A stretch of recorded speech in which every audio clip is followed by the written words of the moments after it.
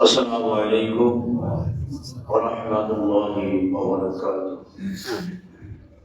الحمد لله نحمده ونصلي على رسوله الكريم أما بعد فقد قال الله تعالى في كلامه المجيد والفرقان الحميد أعوذ بالله من الشيطان الرجيم إن الله وملائكته يصلون على النبي يا أيها الذين آمنوا صلوا عليه وسلموا تسليما ترشد بين الله صل على سيدنا مولانا محمد وعلى آل سيدنا مولانا محمد. قال الله تعالى في كلامه المجيد والفرقان الحميد بسم الله الرحمن الرحيم سبحان الذي أسرى بعبده ليلا من المسجد الحرام إلى المسجد الأقصى الذي باركنا حوله لنريه من آياتنا إنه هو السميع البصير. وقال الله تعالى في كلامه المجيد والفرقان الحميد لقد رأى من آيات ربه الكبرى صدق الله العظيم. মহাসম্মানীয় আজকের জুমার সমস্ত মুসল্লিবৃন্দ, আমরা সর্বপ্রথম আল্লাহ পাক সুবহানাহু ওয়া তাআলার দরবারে লাখ কোটি শুকর আদায় করি, যে মহান রব্বুল আলামিন, যে মালিক আমাদেরকে বাছাই করে ছাঁটাই করে তার ঘরে আমাদেরকে ডেকে নিয়ে এসেছেন, সেই মালিকের দরবারে, সেই মাহবুবের দরবারে শ্রদ্ধাভরে নমস্কার শুকরিয়া জ্ঞাপন করি। সকলে উচ্চ আওয়াজে বলি আলহামদুলিল্লাহ। তারই পরে মদিনার সবুজ গম্বুজের নিচে শুয়ে আছেন দো জাহানের কান্ডারি খাতামুন নবিয়্যিন শফিউল মুহতামিদ রাহমাতাল লিল আলামিন জনাবে মুহাম্মদ রাসূলুল্লাহ সাল্লাল্লাহু আলাইহি ওয়াসাল্লাম, তার উপর লাখ কোটি দরুদ ও সালাম আমরা আরেকবার বলি সাল্লাল্লাহু আলাইহি ওয়াসাল্লাম। পবিত্র মেরাজের আলোচনা চলছিল গত জুমায়।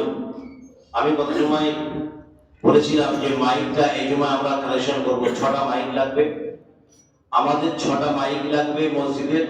6টা মাইক দিলে আপনাদের সুবিধা হবে, গ্রামবাসীর সুবিধা হবে। যদি মাইক 6টা পারে গ্রামের মানুষের উঠতে রাত্রে বেলায় সেহরি খেতে সুবিধা হবে আলহামদুলিল্লাহ। সুতরাং আমরা চাই প্রত্যেকটা গ্রামবাসী সেহরি খাক, সকল রোজা রাখুক। সেজন্য আমাদের 6টি মাইকের প্রয়োজন। 2টি মাইক আমাদের হাজী সাহেব আবু হোসেন গাজী উনি দিয়েছেন, যদি আপনারা কেউ থাকেন। আচ্ছা, ভাই আনসার গাজী 2টো মাইক দিয়েছেন আলহামদুলিল্লাহ। আর কেউ আছেন? 4টে আর 2টো আলহামদুলিল্লাহ। কি নাম ভাই? ও রাজাওয়াল্লাহ 2টো মাইক। 6টা মাইক হয়ে গেছে আলহামদুলিল্লাহ। 6টা মাইক সমাপ্ত হয়ে গেছে। এইবারে তারের ব্যাপার আছে, বললে 10,000 টাকা নাকি তার লাগবে। সেটা ইউনিট সবসময় দেবে না, সমস্যা নেই, সবসময় দেবে। একটা মাইক সেট মানে ইউনিট সহ আমার কি 3জন 6টা মাইক হয়ে গেছে। এইবার 10,000 টাকা তার লাগবে। ভাই তারের টাকাটা কেউ দেবেন? তারপরে বলেন আমি বায়ান শুরু করবো। আমি আমার বক্তব্য 1,000। আচ্ছা, ইয়াদুল মোল্লা 1,000 টাকা। আর কেউ আছেন? 10,000 টাকা লাগবে মাইকের জন্য। এই তাড়াতাড়ি বলেন।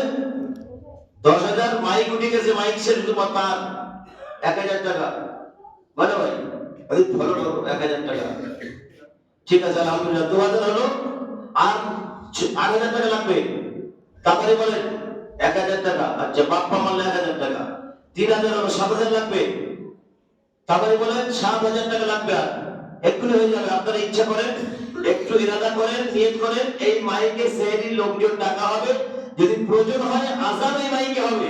তাহলে যে মাইকে মানুষকে আহ্বান করা হচ্ছে আল্লাহর জন্য, যে মাইকে ডাকা হবে আল্লাহর নাম, সে মাইকে প্রচার হবে। আপনারা ভালো করে ভাবেন, আপনার আখিরাতে মঙ্গল হবে, আপনার পিতামাতার কবরে আযাব মাফ হবে। শুধু সামান্য নয়। আর কি আছে? 1,000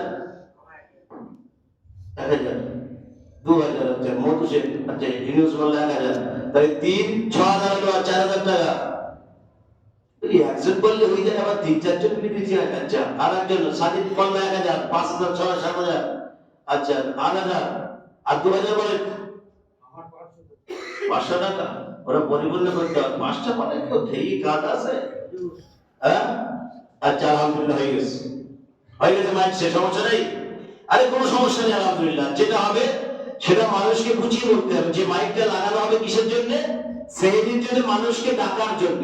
মুয়াজ্জিন যখন সেহরির জন্য মানুষকে আহ্বান করবে, আপনারা তাকে সাড়া দেবেন, তাকে সাড়া দেবেন। যখন আযান হবে মাইকে, সেই মাইকে আযান হবে। সমস্ত গ্রামবাসী যেন সুস্থভাবে সেহরি করতে পারে, উঠতে পারে, এই জন্য মাইক সেট 6টা মাইক আমরা লাগাচ্ছি। 6টা মাইক লাগাচ্ছি, তার মানে সবার সুবিধার জন্য, সবার সুবিধার্থে লাগাচ্ছি। সুতরাং মাইক সেট হয়ে গেছে, টাকা উঠে গেছে, আলহামদুলিল্লাহ। এবার আমি আমার বক্তব্যে চলে যাই। যেহেতু মাইয়েত হয়েছে, আজকে জুমার পরে মাইয়ের জানাজা হবে, সেহেতু আমি সংক্ষেপে বক্তব্য রাখবো। এই বাচ্চারা বলো নয়, সংক্ষেপে বক্তব্য রাখবো, যেহেতু মাইয়েত আছে, জুমার পরে জানাজা নামাজ হবে। আপনারা সবাই শুনেছেন, সবাই জানেন, মসজিদে এলান করা হয়েছে বারবার।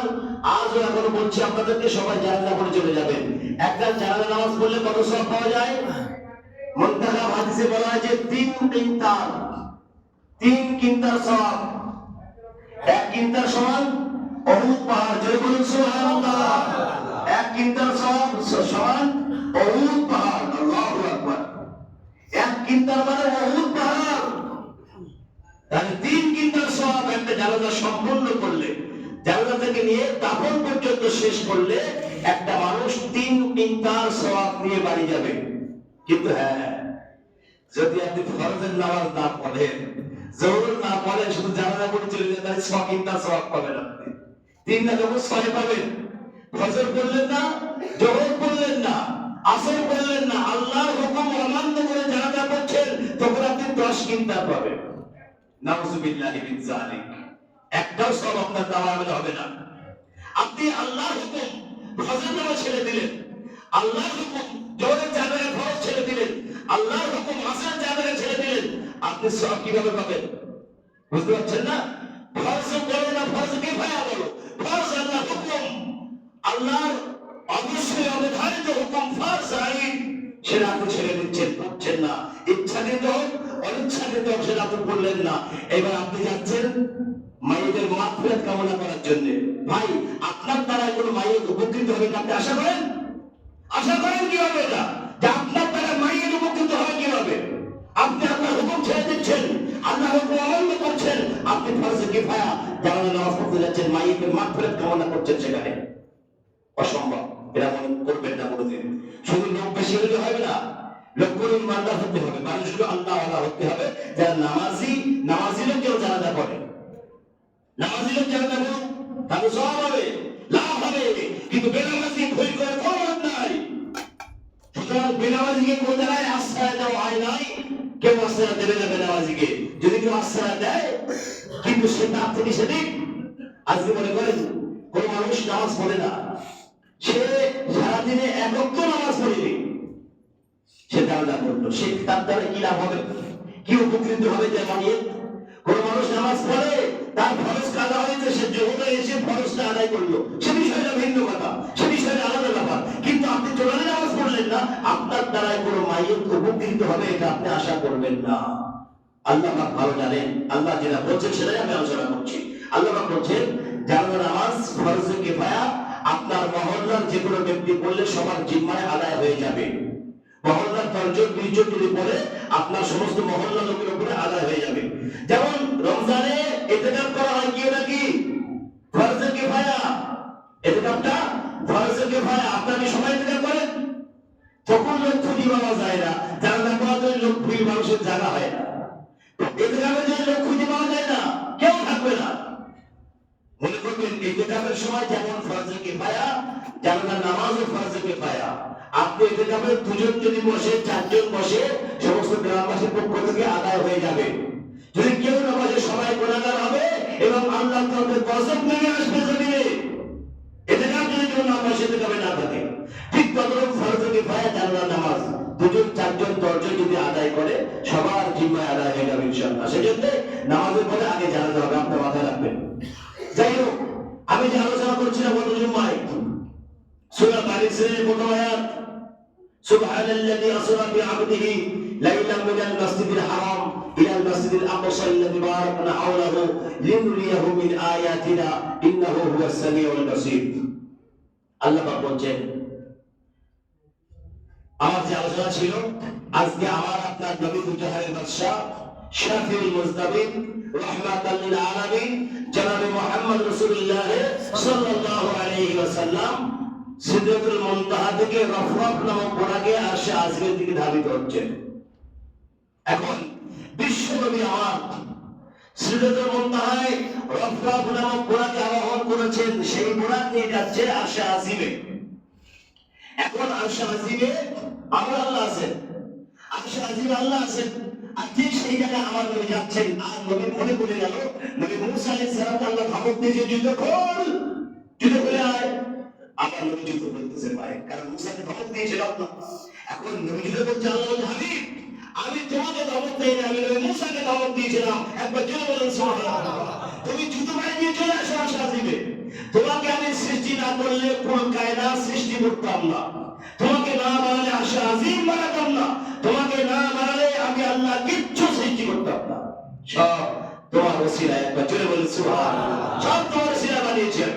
এখন কথা হচ্ছে তুমি যুদ্ধ বাড়ি নিয়ে চলে এসো। আমার নবী যুদ্ধ বাড়ি দিয়ে যাচ্ছেন আরশে আজিমে। যুদ্ধ বাড়ি দিয়ে আল্লাহু আকবার, আল্লাহর সঙ্গে কথা বলবেন।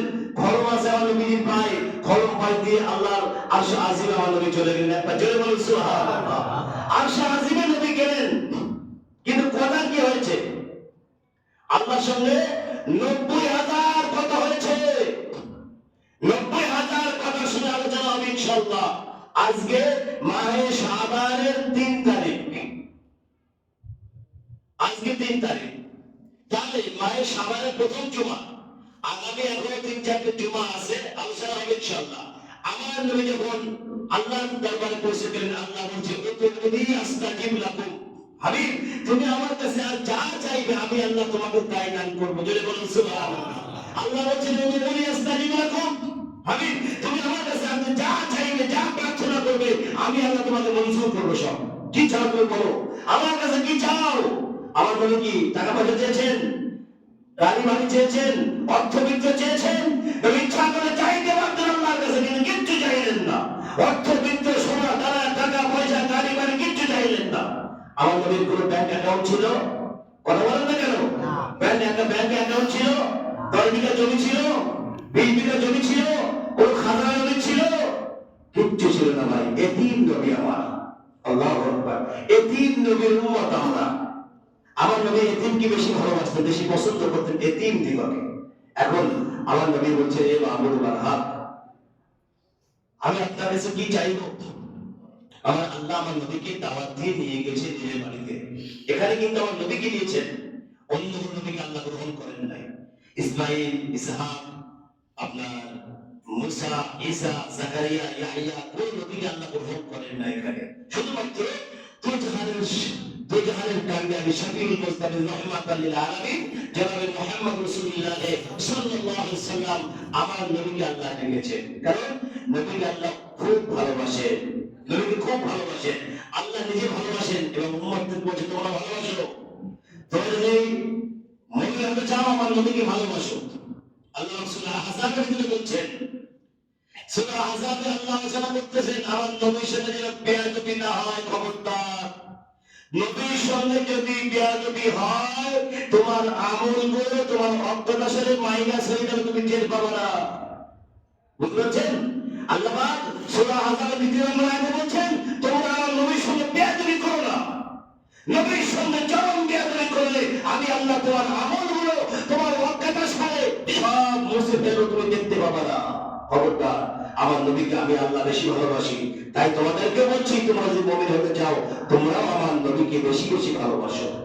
তাহলে আল্লাহ পাক আমার নবীকে নিয়ে গেছেন, আল্লাহ স্বয়ং নিজে নিয়ে ডেকে নিয়েছেন।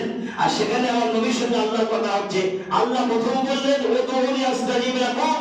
হাবিব আজ তুমি আমার কাছে যা চাইবে আমি আল্লাহ তোমাকে প্রদান করব। বলো তোমার কি চাই? আমার নবী বললেন হে মাহমুদ বারহাক, আপনি নবী ইব্রাহিম আলাইহিস সালামকে এক নমরুদের অগ্নিকুণ্ডে নিক্ষেপ করেছেন, তারপরে সেই আগুনকে আপনি বেহেশতের বাগান বানিয়ে দিয়েছেন এবং তাকে আপনি আত্মাহস্ত ইব্রাহিম খলিলা বলেছেন। আপনি তার তুলনায় আমাকে আপনি কি দান করেছেন, কি দিয়েছেন আপনি? আমার নবী আল্লাহর ওই নবীর প্রশ্ন জবাবে আল্লাহ বলছেন, মহান আল্লাহ পাক বলছেন হাবিব দোস্ত বন্ধু আমার, আমি নবী ইব্রাহিমকে আস্তাগফিরু ইব্রাহিম খলিলা বলেছি, আর আমি আপনাকে বলছি আস্তাগফিরু ইব্রাহিম খলিলা ওয়া হাবিবা, যারা বলেন সুবহানাল্লাহ। আপনি আমার খলিল এবং হাবিব হিসেবে আমি আপনাকে গ্রহণ করলাম। এবার আমার আল্লাহ বলছে হাবিব, আমি নবী ইব্রাহিম আলাইহিস সালামকে নমরুদের অগ্নিকুণ্ডে নিক্ষেপ করেছিল নমরুদ, আমি তার আগুনকে আমি আল্লাহ বেহেশতের বাগান বানিয়ে দিয়েছি, যারা বলেন সুবহানাল্লাহ। কিন্তু তার তুলনায় আমি আপনাকে কি দিয়েছি? আপনার যে গুনাহগার উম্মত দুনিয়া জমিনে আছে, তারা যখনই আপনার নাম শুনবে, যেখানেই শুনবে, যত কঠিন ভাষার হৃদয়ের মানুষ হোক না কেন, সে আপনার নামে দরুদ শরীফ পাঠ করবে, যারা বলেন সুবহানাল্লাহ। সে আপনার নাম শুনে দরুদ পাঠাবে, দরুদ পড়বে। এটা আমি প্রদান করেছি। আপনার যে উম্মত আছে দুনিয়ার জমিনে, যেখানে আপনার নাম উচ্চারণ হবে, মাইকে হোক বা ক্যাসেটে হোক বা ডাইরেক্ট মুখে বলুক, যেখানে আপনার নাম শুনবে তারা সঙ্গে সঙ্গে বলবে সাল্লাল্লাহু আলাইহি ওয়াসাল্লাম।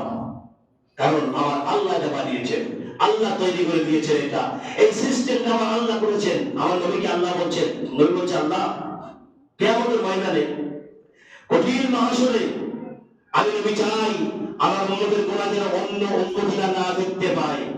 আমার নবী কত চিন্তা, আমরা কত দূরে চিন্তা করেন, আমি কত চিন্তা আমরা দূরে। উম্মতকে ভুলে নবী কোনো কাজ করেন নাই, উম্মতকে বাদ দিয়ে কোন জায়গায় নবী যান নাই, উম্মতকে কোন সময় নবী আর ভুলে যান নাই, উম্মতকে কোনদিন ভুলে যায় নাই। দয়ার নবী আমার মায়ার নবী আল্লাহকে বলছেন আল্লাহ আমি চাই আমার উম্মতের গুনাহ যেন অন্য উম্মতরা না দেখতে পায়। তার জন্য আমি বলছিলাম তাদের সমস্ত আমল নামাগুলো আমি নবী আমার কাছে জমা দেওয়া হোক। আল্লাহ বলছে আমি শোনো, ঠান্ডা হও, উম্মতের দয়া মায়া আমি আল্লাহ তোমার অন্তরে বানিয়েছি। একটা জোরে বলবেন না সুবহানাল্লাহ। উম্মতের দয়া মায়া আমি আল্লাহ তোমার অন্তরে পয়দা করেছি। এখন তুমি চাচ্ছ তাদের গুনাহ যেন অন্য উম্মতরা না জানতে পারে, আমি আল্লাহ চাই তাদের গুনাহ তুমিও দেখতে না পাও, জোরে বলুন সুবহানাল্লাহ। আল্লাহ বলছে তাদের গুনাহগুলো আমি আল্লাহ চাই তুমি নবীও দেখতে না পাও। তারপরে আমার আল্লাহ কাউকে দেখাবেন না, কাউকে দেখাবেন না, বিনা হিসাবে জান্নাত দাখিল করবেন। আমার আল্লাহ বলছেন হাবিব আমি আল্লাহ চাই তাদের গুনাহগুলো অন্য উম্মতরা তোর কথা তুমি নবীও দেখতে না পাও। তাদেরকে আমি এইভাবে তাদেরকে জান্নাত প্রদান করবো এবং তাদের গুনাহগুলো আমি আল্লাহ এভাবে মাফ করে দেবো যদি তারা আমার কাছে তুমি হাত উঠিয়ে বলে আল্লাহ আমি গুনাহ করেছি, আল্লাহ আমি গুনাহগার, আল্লাহ আমার গুনাহ চাইতে তোমার রহমত অনেক অনেক গুণে বেশি, আল্লাহ তুমি আমাকে মাফ করে দাও।